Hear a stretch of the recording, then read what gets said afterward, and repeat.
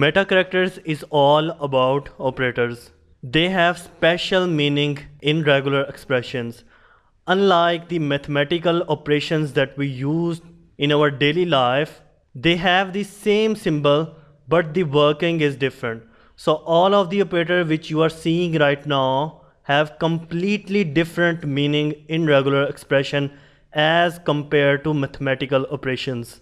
You cannot add two things, you cannot divide two things, you cannot multiply one thing to another in regular expressions, because these symbols, these meta characters that you are seeing right now on the screen have completely different meaning in regular expressions. As I told you earlier at the beginning of this course, regular expression is not a language. It's just the representation of symbols which you could arrange in certain orders to match your text.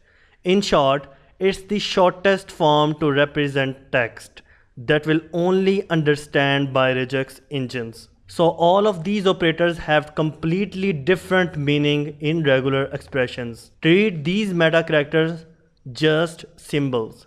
Now let me show you in regex101.com. For example, if I add one regular expression of 6 plus 3 here, now you know that 6 plus 3 is 9. So if I add 9 here, you can see we don't have any match because we cannot add two things. Although it's completely valid in mathematics but not in regular expression.